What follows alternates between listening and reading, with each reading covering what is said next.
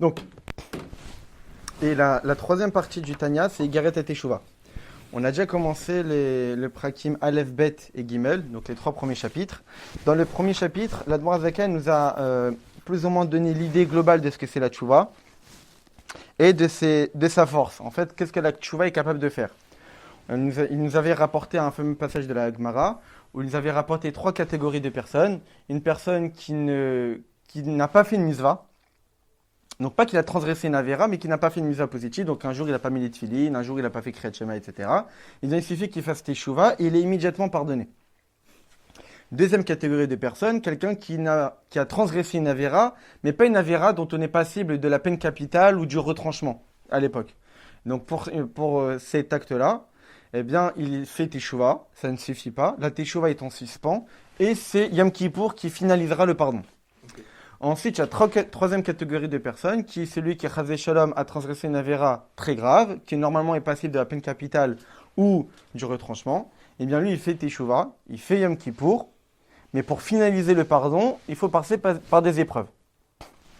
La Doura Zaken donne l'exemple, c'est comme si, en fait, quand une personne faute, c'est comme si il faisait une tache sur un habit. Il y a des taches qui sont très faciles à enlever, il suffit de mettre un peu d'eau et ça s'enlève tout seul. Il y a d'autres taches qu'il faut frotter très fort. Et donc, quelqu'un qui a fait une avéra qui n'est entre guillemets pas très grave, même si on ne catégorise pas les avérotes, il suffit de faire Teshuvah Yom Kippour, ça pardonne. Donc ça, ce sont des tâches qui sont faciles à enlever, mais lorsque la faute est très grave, les tâches sont beaucoup plus profondes, beaucoup plus imprégnées dans l'âme, et donc pour pouvoir l'enlever, il faut passer malheureusement par des épreuves. Et la Zaken nous a précisé, des épreuves que Dieu envoie et pas des épreuves que la personne s'impose. Parce qu'en fait, l'Admor Zaken, a priori à son époque, aujourd'hui, c'est pas vraiment répandu, parce que depuis l'enseignement de l'Admor Zaken, c'est vraiment répandu. Mais à l'époque, c'était a priori connu de tous que faire teshuva, c'est jeûner.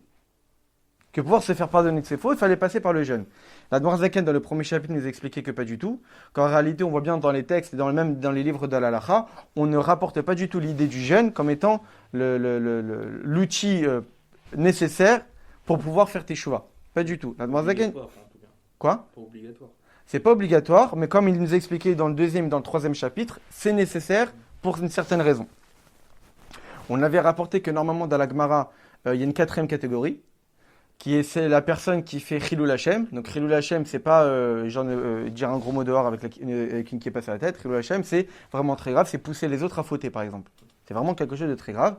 Et normalement dans la Gemara, on dit que pour être pardonné de cette faute, il y a le Teshuvah, il y a Yom Kippour, il y a les épreuves, mais il faut passer par la mort. Et on voit que la Zaken ne rapporte pas cette quatrième catégorie. Ça passe pas, ça. Même en France. Il faut jeter l'habit, quoi. Ravé Shalom, on ne jette pas un juif, mais bon. Mais on voit que la Zaken ne rapporte pas cette quatrième catégorie. Donc en fait, on explique que la Zaken, qu'est-ce qu'il est venu dire en ne rapportant pas cette quatrième catégorie? C'est que moi, dans mon livre Igaret et Teshuvah, dans mes 12 chapitres, je vais t'expliquer un niveau de Teshuvah, qu'avec ce niveau de Teshuvah, ça peut même pardonner ça sans passer par la mort. Donc après, la Gemara parle d'un niveau de Teshuvah qui n'est pas si grand que pour pouvoir réparer ces fautes extrêmement graves de Chilul Hashem, il faut passer par Chazé Shalom quitter ce monde. Mais la Admor Zaken va nous dire qu'en étudiant mon livre et en essayant de pratiquer ce niveau de Teshuvah que je vais t'enseigner, tu seras même capable de réparer ça. Très bien.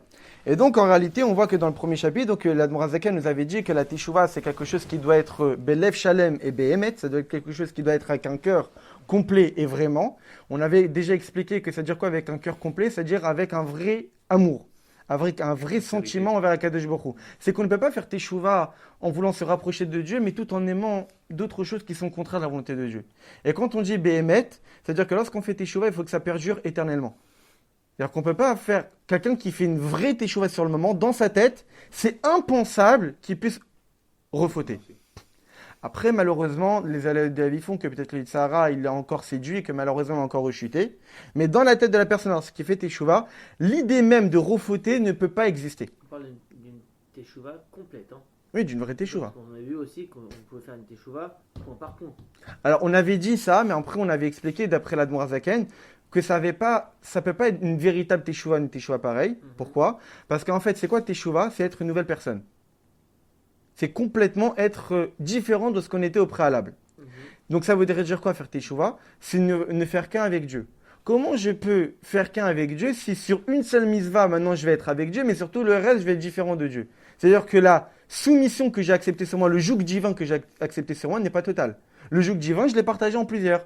Ça, ce commandement, je vais le respecter maintenant. Cet autre commandement, je vais attendre plus tard. Ça, simplement par rapport aux aptitudes que je peux faire. Alors- Je suis apte à faire ça maintenant. Alors, Si je fais tout, c'est sûr que je vais pas Alors le faire. évidemment, alors il est dans un processus de teshuva qui va être long. C'est-à-dire qu'on C'est ça. peut, on peut pas dire que dès maintenant il a fait teshuva. Sa teshuva va être finalisée lorsqu'il aura pris sur lui de tout respecter. Mais de là à dire que lorsqu'une personne va prendre sur lui de respecter une mitzvah et se laisse la possibilité d'en transgresser plein d'autres, est-ce qu'on pourrait dire qu'il a fait une teshuva complète? Pas forcément. Parce que qui dit teshuva complète, c'est revenir complètement vers Dieu. Donc avoir un véritable Kabbalat Ol, ne plus faire prikatol, ne plus prendre le joug divin et le casser. C'est-à-dire, je ne vais pas écouter Dieu. Faire teshuva, c'est de se dire qu'à ce moment-là, je vais ne faire que écouter Dieu. Donc, comme on l'avait déjà expliqué, la teshuva, c'est regretter le passé. Et la teshuva, c'est prendre des bonnes décisions sur le futur. C'est que je regrette, j'ai une profonde amertume, un profond dégoût, une tristesse par rapport à ce que j'ai fait au préalable. C'est exprimer la faute, dire à Dieu j'ai fait ci, j'ai fait ça, et prendre sur soi de ne plus recommencer. Donc on a vu que la teshuva, c'était passé, présent, futur. Passé, regretter le passé. Dans le présent, dire explicitement ce que j'ai fait. Et dans le futur, je ne vais plus recommencer. Dans le deuxième chapitre, l'Admor Zaken nous avait dit qu'en réalité, le jeûne est nécessaire. Pourquoi? Parce qu'il nous a donné l'exemple, c'est comme quelqu'un qui se comporte mal envers une autre personne. Il va lui demander pardon. L'autre personne va accepter le pardon. Il ne va pas vouloir se venger. Il ne va pas vouloir lui rappeler ça, le garder rancune. Mais il ne veut plus vraiment le voir. Il n'a plus vraiment la même sympathie qu'il avait avec lui. C'est-à-dire qu'il il va pas se venger, il ne va pas le punir, il ne va pas le frapper. Mais il ne sera pas avec autant de chaleur qu'avec lui. Et donc, c'est exactement la même idée. Lorsqu'une personne fait teshuva, Dieu ne rappellera jamais cette faute dans le Beddin. C'est garder rancune en quelque sorte. C'est pas garder rancune. C'est qu'en réalité, pour retrouver une proximité profonde et intime avec Dieu, la teshuva n'est pas suffisante. Il faut quelque chose en plus. Il faut offrir un cadeau. Comme on avait donné l'exemple d'un roi, qu'un citoyen s'est mal comporté envers le roi. Le citoyen, lorsqu'il a envie de se représenter devant le roi, qu'est-ce qu'il fait? Il rapporte un cadeau. Pourquoi? Parce que demander pardon au roi, c'est bien. Ok, le roi ne va plus me punir, le roi ne va pas m'emprisonner. Mais d'un autre côté, j'ai créé une froideur. Donc j'ai peut-être annulé la faute, mais je n'ai pas annulé la froideur. Bah c'est comme à l'époque ça se traduisait par le korban. Exactement. Le korban. Ola. Ola. Exactement, c'est ce que dit Admor Zaken. C'est que le korban Ola, en réalité, on l'offrait en tant que cadeau pour retrouver une proximité avec Akadosh Baruch Hu. Okay. Aujourd'hui, La personne doit aller qu'elle fasse teshuva et après exactement. offrir le korban. C'est ça. Okay. Et comme l'Admor Zaken nous a dit, qu'offrir un korban sans faire teshuva, le korban n'avait pas vraiment de sens. Il faut forcément qu'il y ait la teshuva pour qu'un sacrifice ait un sens. Mais pour retrouver la véritable proximité avec Dieu qu'on avait dans le passé, comme si qu'il n'y avait jamais eu de faute, il était nécessaire d'offrir un sacrifice. Aujourd'hui qu'on n'a plus de sacrifice, l'Admor Zaken nous dit que ce sont les jeûnes qui remplacent. Pourquoi? Parce qu'à l'image d'un sacrifice qui brûle les graisses de l'animal, le jeûne, lorsqu'on ne mange pas, on diminue notre corps et notre matériel qu'on aurait pu développer.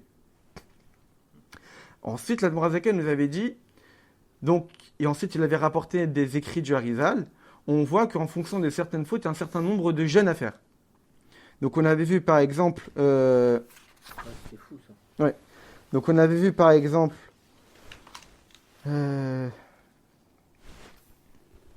Voilà, que par exemple pour le... c'était avant, bon, je ne me souviens plus vraiment des nombres. Bon, en tous les cas, l'Admor Zaken avait rapporté plusieurs exemples sur le...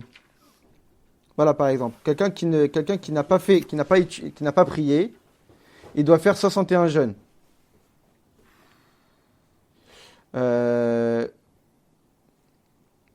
Ensuite, quelqu'un qui aurait bu du vin de Goy, Stam Yenam, donc pas cachère, eh bien, il devrait faire 73 jeûnes.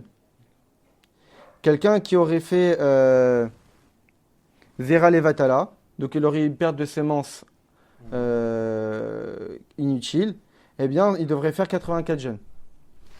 Et donc, l'Admor Zaken nous a expliqué qu'en réalité, lorsqu'on veut se faire pardonner de certaines fautes, donc il semblerait qu'on devrait faire tous ces jeûnes-là. Et ensuite, l'Admor Zaken nous a rapporté 3 avis. Il y a un avis qui dit que pour chaque faute, on devrait faire le nombre de fautes, le nombre de jeûnes nécessaires. Donc, imaginons que quelqu'un, il a bu plusieurs fois dans sa vie du vin pas cachère.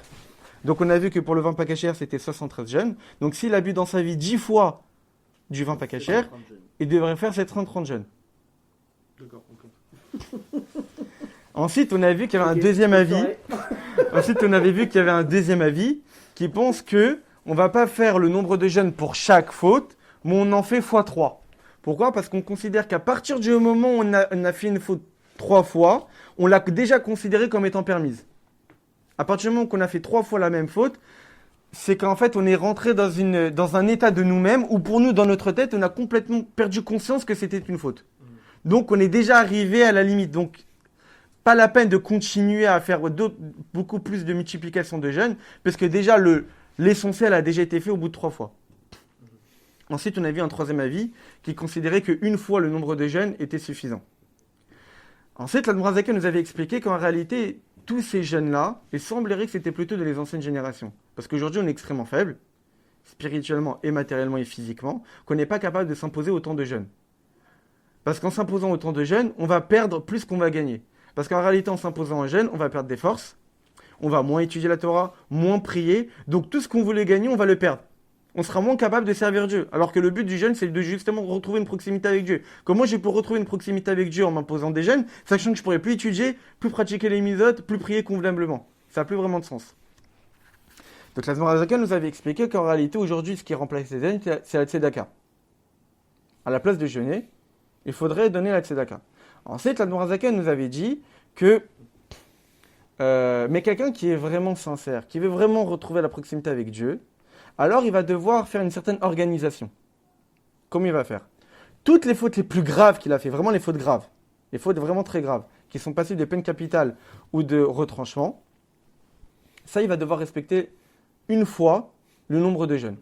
Donc quelqu'un qui a fait Zera Levatala, qui fait partie des fautes les plus graves, donc perte de semences inutiles, il va devoir faire 84 jeûnes. Vraiment. Une fois. Alors, Admoral Zaken donne un conseil, autant faire ces 84 jeûnes en hiver, où les journées sont beaucoup plus courtes. Mais d'affilée? Alors, Admoral Zaken donne un conseil, par exemple, qu'en un hiver, il en fait 10. Il fait 10 jeûnes. Donc lundi, jeudi, lundi, jeudi, lundi, jeudi. Et au bout de 8 ans, il aura fait 84 jeûnes. Ensuite, l'Admoral Zaken, il dit, sauf qu'on avait un autre avis qui disait qu'il fallait faire 3 fois le nombre de jeûnes. Pas une seule fois, mais 3 fois. Alors comment tu fais pour atteindre les 252? Parce que 84 x 3, ça fait 252. Alors Admoral Zaken dit que les deux autres sortes, les deux fois 84 jeûnes, on va les partager en des demi-journées.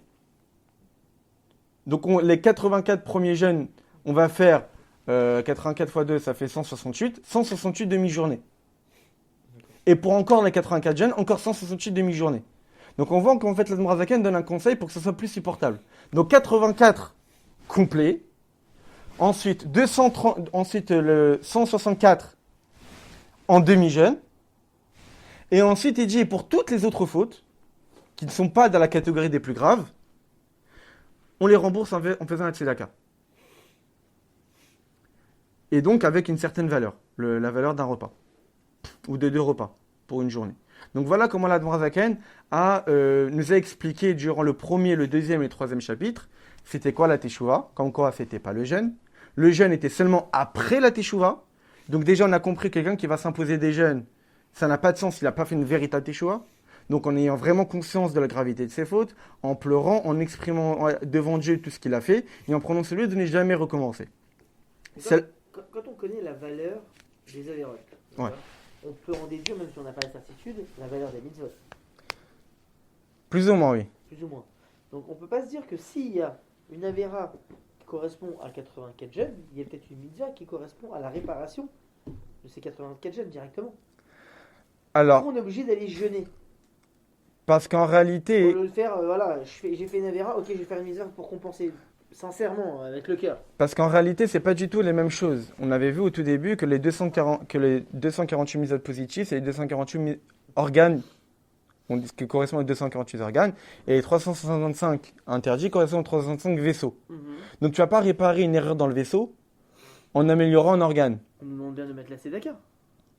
Ça fait partie d'une mitzvah. Parce qu'en fait, la tzedaka, c'est le même principe que le jeûne. C'est quoi le jeûne? C'est que tu diminues ton corps. Avec cet argent-là, tu aurais pu développer ton corps, tu aurais pu t'acheter des choses. En fait, ça correspond à une mitzvah, d'accord? C'est une mitzvah de tzedaka, qui, elle, derrière, a un sens plus profond. Mais pourquoi il n'y aurait pas d'autres mitzvot qui correspondent un peu comme la tzedaka? À des réparations de telle ou telle avérote. Alors, il y a... c'est possible que ça existe, on voit, mais après, je sais pas vraiment, ça Si serait... tu dis à quelqu'un, vas-y, il faut jeûner pendant 8 ans, il va te regarder, laisse tomber, c'est bon. Alors, c'est pas gêné, c'est pas gêné. Alors, Même lundi et jeudi, puis après derrière, t'as encore des demi-journées. alors, il y a à la fin du Tanya. Tu peux perdre quelqu'un totalement, là, tu lui dis ça. Alors, évidemment, Alors tu vois, que le but de souvent... ce livre, c'est de les ramener. Alors souvent, alors, le but de ces livres, c'est de les ramener, c'est pas faux. Mais d'un autre côté, l'Admorazaken ne se voit pas la face.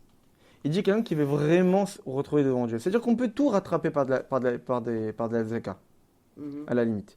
Maintenant, l'Admorazaken, il dit, mais quelqu'un qui veut vraiment, c'est-à-dire Béhémet, il sait qu'en réalité, normalement, pour réparer, c'est avec des jeunes. Sauf que même dans cette génération, on est tout à fait capable, quand même, en hiver, où que ça commence à, comme on fait ce vendredi. C'est quoi? C'est de 6h30 à 17h40. Et c'est à peine 10h. C'est-à-dire, tu te lèves à 6h, tu prends vraiment un bon repas, tu as assez de force pour pouvoir tenir la journée. Donc, a priori, c'est tout à fait possible. Mais c'est vrai, par exemple, l'Admor Azaken, à la fin de la première partie du Tanya, à la fin du Tanya complètement, il rapporte une chose, c'est que quelqu'un qui étudie toute la halachot de Shabbat profondément dans le détail, il est pardonné de toutes ses fautes. Par exemple. Et ça, on voit plusieurs fois dans les sarim de nos maîtres. Quelqu'un qui fait ça, il est pardonné de toutes ses fautes. Quelqu'un qui fait ça, il est pardonné de toutes ses fautes. Alors, c'est ça l'idée, c'est qu'il y a à être pardonné et il y a à retrouver une proximité avec Dieu. C'est pas forcément la même chose. Mais de toutes les manières, on verra au fur et à mesure d'Igret et Teshuvah comment les choses fonctionnent.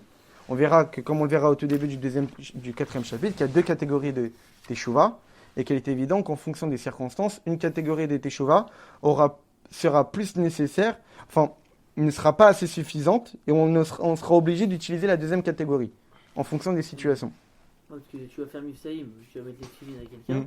Tu dis bon, hier t'as fait 1000 tefilines, tu fais 63 jeunes, tu le revois plus à ton stand, non?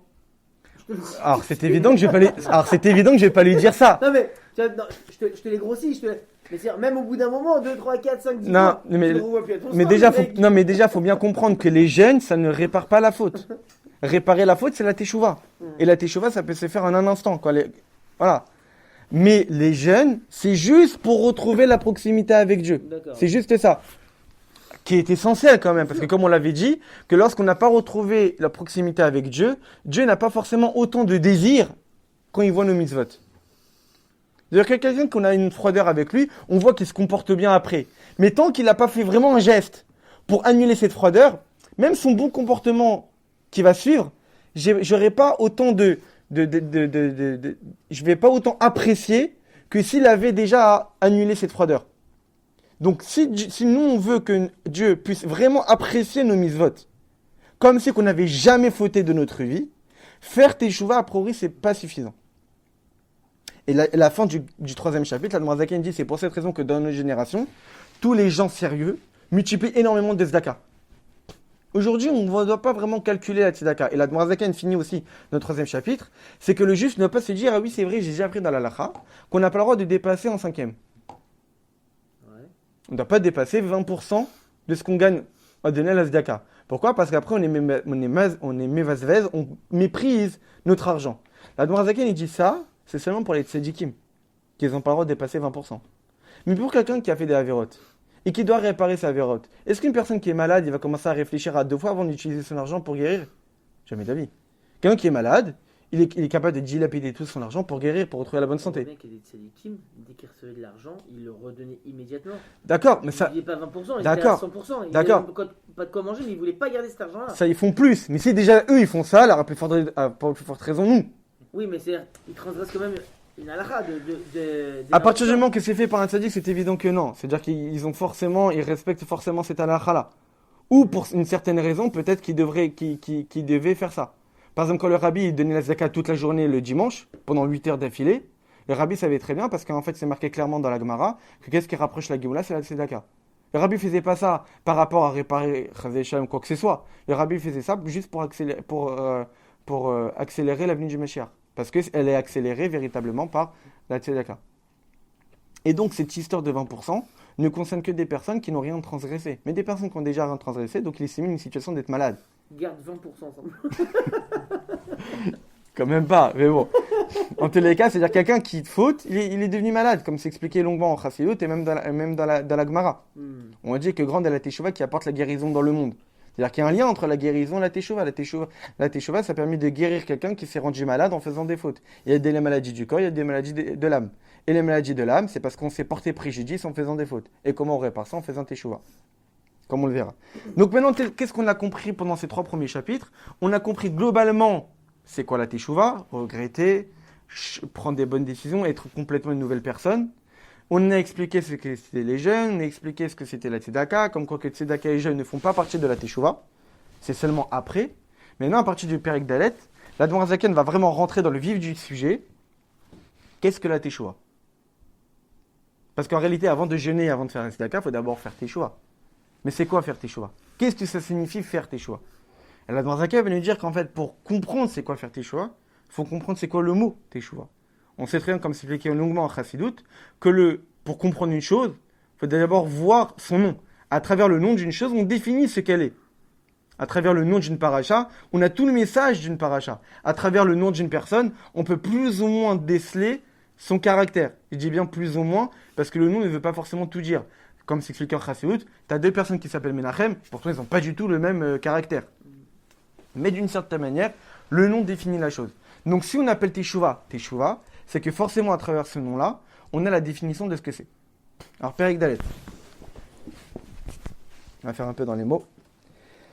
Perek Dalet, Ve'ulam, et toutefois, Kol Aniskar Le'el, tout ce qu'on a dit plus haut, donc Kol Anal c'est Aniskar Le'el, tout ce qu'on a dit plus haut, ou l'Igmar Akapara, c'est pour la finalisation du pardon, ou Miruk Anefesh la Hashem, et le lavage de l'âme pour Dieu.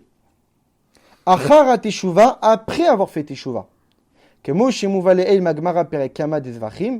on l'a déjà rapporté plus haut de la Gemara du premier chapitre de Masechet Zvachim, des Ola, Doronhi, que le Korban Ola c'est comme un cadeau, la Char Shiritza Praklet Vechule, après qu'on ait déjà, après que le roi ait voulu nous accepter.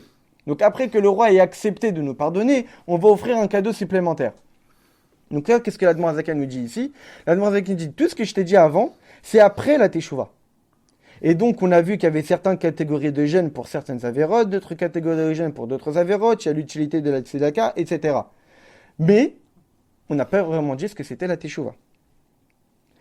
Omnam, toutefois, Atralat Mizvat Ateshuvah Veikara, le début de la Mizvat de la Teshuvah, et son essence, qu'on a déjà abordé dans le premier chapitre, que c'était Belev Shalem, avec un cœur entier, que c'était Behemet, que c'était en regrettant le passé, que c'était en faisant en sorte qu'il y ait une véritable Kabbalat Ol complète, comme je l'ai dit, c'est-à-dire que c'est pas seulement en faisant Teshuvah sur une mitzvah et en se laissant la possibilité de transgresser les autres, mais ce soit vraiment entier pour être un vrai Adam Acher, pour être une vraie nouvelle personne. La Shuv Adavaye, Adachem, revenir jusqu'à Dieu, Behemet, véritablement, ou Belev Shalem, et avec un cœur entier. Donc, Lev Shalem, c'est quoi? C'est ici, en fait, l'Admor Zaken nous dit comment doit être la Teshuvah. La Teshuvah doit être avec un cœur entier. On ne peut pas laisser notre cœur dévier en pensant à autre chose. Comme que Dieu nous en préserve, ça ne nous concerne pas, évidemment. Mais imaginons qu'on explique dans la Chassidut que quand une personne faute, c'est comme si qu'il avait trompé Dieu. Nous, on est mariés à Dieu. Dieu, c'est le mari. Nous, nous sommes la femme. Et il y a des idolâtries. Il y a des idolâtries qui sont plus ou moins d'autres êtres qui, évidemment, n'existent pas, mais que malheureusement, lorsque le juif faute, les considère comme étant importants. Et lorsqu'un juif faute, en fait, c'est comme si qu'il a trompé son mari. C'est pour cette raison que toujours dans la Tfila, dans le passage du Tzitzit, Asher Zonim Acharehem, que vous avez poursuivi après eux. Zonim, il a shon zona, comme une prostituée. Donc en réalité, lorsqu'un juif faute, c'est comme si qu'il avait, que Dieu nous en préserve, trompé Dieu.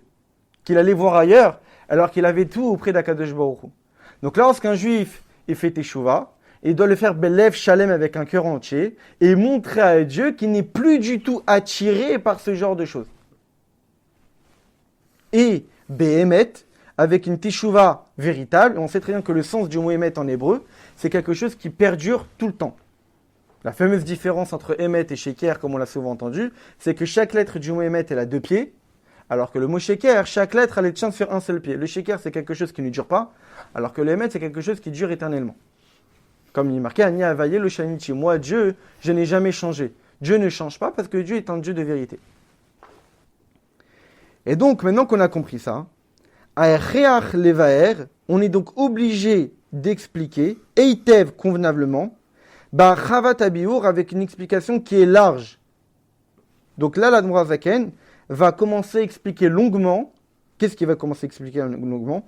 Begdim en introduisant Ma Shekatu Bezor Kadosh, ce qui est marqué dans les Zohar Kadosh.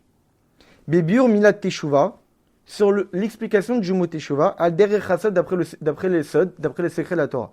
Donc dans le Zohar, on explique c'est quoi le sens du mot Teshuva. À travers l'explication que va donner du Zohar, que va donner le Zohar du mot Teshuva, la Dmar Zaken va en déduire qu'est-ce que c'est la Teshuva. Qu'est-ce qu'il nous dit le Zohar? Teshuva, Tashuv, He. C'est faire revenir le He. C'est comme si qu'il y avait un He qui était quelque part. Lorsqu'un juif faute, il l'a fait détacher de ce qu'il était au préalable. Et lorsqu'un juif fait Teshuva, il le fait revenir. He Tata, Teshuva Tata. Le He inférieur, c'est la Teshuva inférieure. He Ilaha, le He supérieur. Teshuva Ilaha et la Teshuva supérieure. En réalité, ici, on parle de quoi? On parle du tétragramme divin, du Yud Kevavke. Dans le Yud Kevavke, il y a 2 He. Le premier He qui est associé au Yud et le deuxième He qui est associé au Vav. Lorsqu'un juif faute, il sépare le dernier He des 3 premières lettres. Donc lorsqu'il va faire Teshuva, il va devoir réparer ce qu'il a fait en faisant revenir ce He et qu'il soit complet en reformant le Yud Kevavke. On va expliquer. Et c'est de même aussi, lorsqu'un juif atteint un niveau de Teshuva Ilaha, extrêmement élevé, non seulement il fait revenir le deuxième He, le He qui est à côté du Vav, mais aussi le premier He qui est à côté du Yud. Il était déjà là. Il a fauté. Ah si.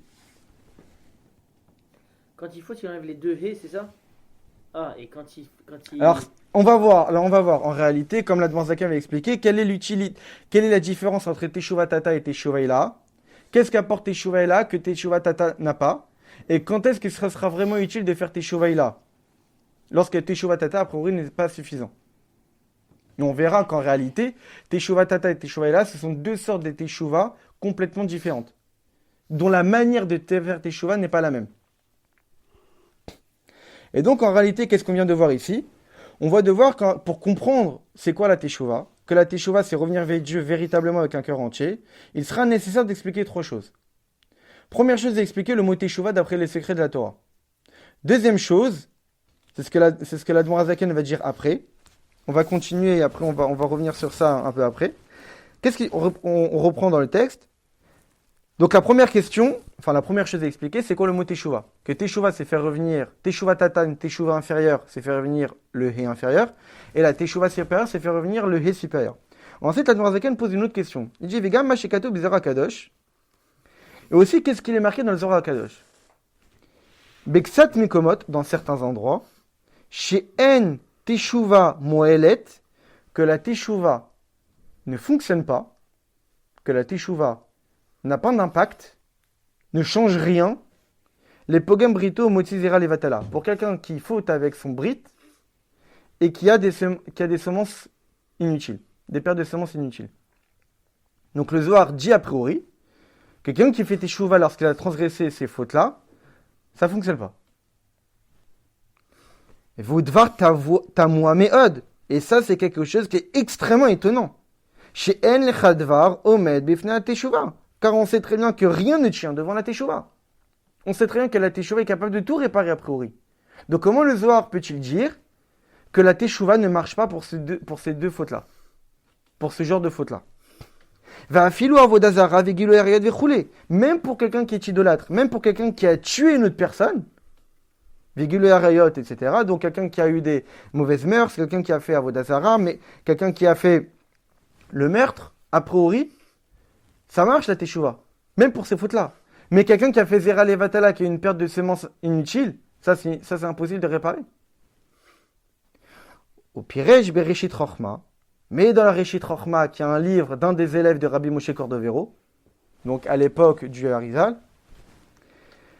qu'est-ce qu'il explique le Reshit Chochma? Chez Kavanat Zohar, que l'intention du Zohar ici c'est quoi? Chez En Moelet Teshuva Tata, que la Teshuva inférieure ne marche pas. La Teshuva inférieure n'est pas suffisante pour pouvoir réparer cette faute-là. Kiim Teshuva ila vechoulé. Que pour pouvoir réparer cette faute-là, il ne faut pas se suffire des Teshuva Tata, mais nous obligé de passer par Teshuva ila. Donc là, qu'est-ce que l'Admor Zaken nous voit? Qu'à travers déjà un passage du Zohar, et l'explication que nous donne Reshit Chochma, on voit tout de suite qu'on a déjà deux catégories de Teshuva. Que lorsqu'on veut expliquer Teshuva, il faut déjà avoir conscience de quelle Teshuva on parle. Qu'il y a une Teshuva inférieure, une Teshuva supérieure. Et la Teshuva inférieure, elle est forcément différente de la Teshuva supérieure, déjà par rapport à sa force et par rapport à la manière de comment faire cette Teshuva-là. Et la Teshuva ilaha, elle est forcément beaucoup plus élevée, beaucoup plus de force par rapport à certaines fautes, et la manière de pouvoir faire Teshuva est différente de la Teshuva inférieure. Donc là, on a deux choses à essayer de comprendre pour savoir comment faire Teshuva. Qu'est-ce que ça veut dire faire venir le He? Pourquoi le He, il s'est détaché? Donc en réalité, il faut comprendre c'est quoi la faute. Pour comprendre comment réparer une faute, il faut déjà comprendre qu'est-ce qu'on a fait lorsqu'on a fauté. Parce qu'en comprenant qu'est-ce qui s'est passé lorsqu'une personne faute, alors on saura quoi réparer. Et on voit qu'on a deux sortes de réparation. Une réparation à travers Teshuva inférieure et une réparation à travers Teshuva supérieure. Et on voit, d'après le Zohar, on voit bien qu'il y a certaines, a priori une faute, que le Zohar nous parle, qu'a priori elle, ça suffit pas de faire la Teshuva inférieure. Donc ça, c'est la deuxième chose qu'il va falloir expliquer. Pourquoi la Teshuva ne suffit pas pour cette faute-là? Très bien. Alors de manière générale, il faut comprendre, et après on va finir avec ça, que dans les lettres du nom des dieux, on sait qu'il y a 4 lettres. Il y a le Yud, le He, ensuite il y a le Vav, et il y a aussi le He, qui font allusion à plusieurs choses. Souvent on dit que les 4 lettres du tétragramme font allusion aux Sphirot, que je vais expliquer, font allusion aux Mitzvot, et font allusion à la Neshama elle-même. Donc les Sphirot, on a souvent étudié dans le Tanya que les Sphirot, en fait, ce sont les 10 attributs divins par le biais desquels Dieu a créé le monde. Donc il y a la Chokhmah, l'idée intellectuelle qui apparaît, la Bina, le développement intellectuel, la Da'at, la connaissance, donc l'attachement avec l'idée que j'ai comprise.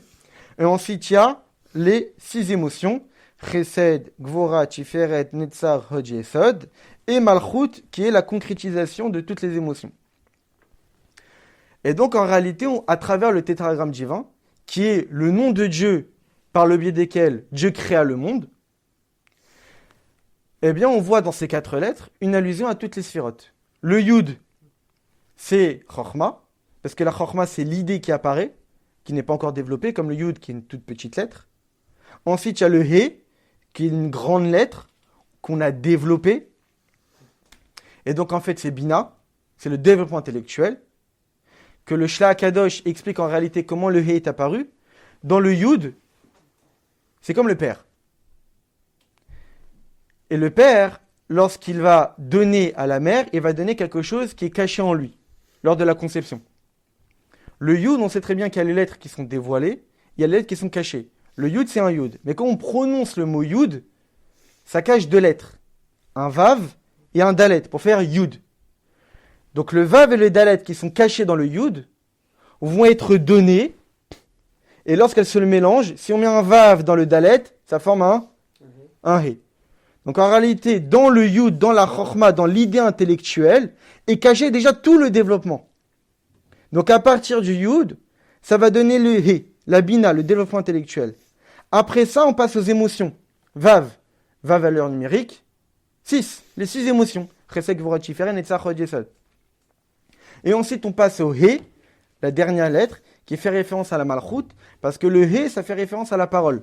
On a les He Motzotapé, les 5 manières de parler, avec les lèvres, avec le palais, avec les dents, avec la langue, et avec la gorge. Et on a aussi que c'est connu que le He, c'est la lettre originelle qui va former toutes les autres lettres. C'est la voix.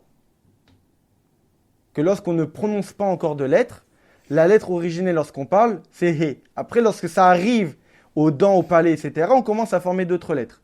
Donc on voit qu'à travers Yud Kei Vav Kei, on a toutes les sirotes. Dans Yud Kei Vav Kei, on a aussi toutes les mitzvot. Comme c'est marqué que Yud et He, ça fait référence aux mitzvot négatives, et le Vav et le He, ça fait référence aux mitzvot positives. Et aussi, ça fait référence aux âmes des Bnei Israël. Le Yud, Chaya, le He, Neshama, Vav, Ruach, et He, Nefesh. Et donc, on voit qu'à travers Yud Kei Vav Kei, on a tous les attributs divins, on a toutes les mitzvot, et on a tous les niveaux différents de l'âme juive. Et donc, lorsqu'un juif faute, il entache, il détériore ces lettres-là, du Yud Kei Vav Kei, et tout ce qui en découle. Lorsqu'un juif ne fait pas une mitzvah, ou transgresse une avéra, vu que les mitzvot découlent du tétragramme divin, donc on a entaché le tétragramme divin. Et puisque lorsqu'on a fauté, notre âme était en nous, donc on a entaché aussi notre âme.